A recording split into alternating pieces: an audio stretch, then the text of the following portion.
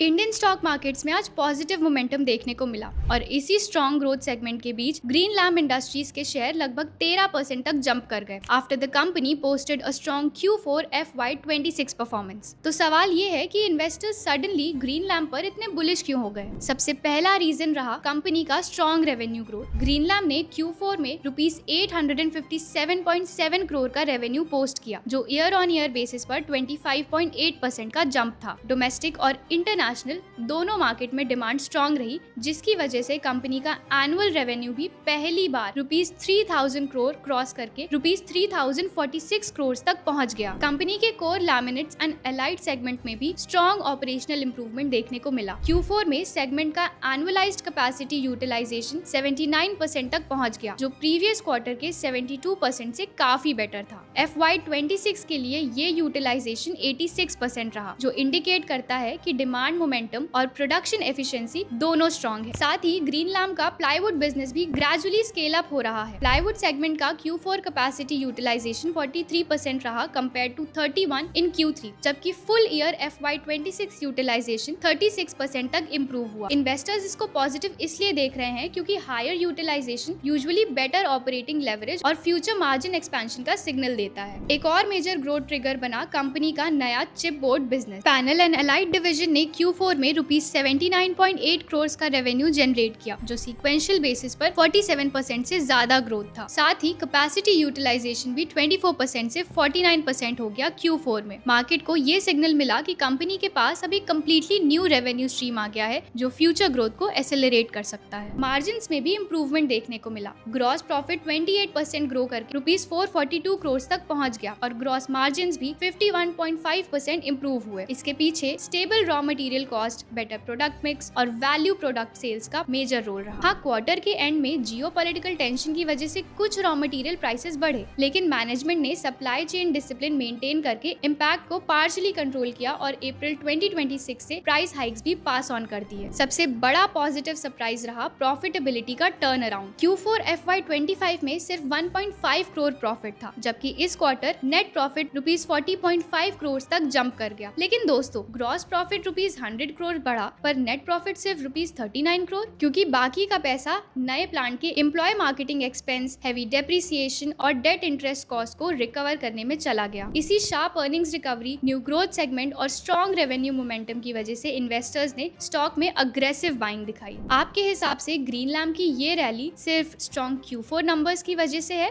या chipboard business future का real growth driver बन सकता है? कमेंट करके अपने व्यूज जरूर शेयर करें।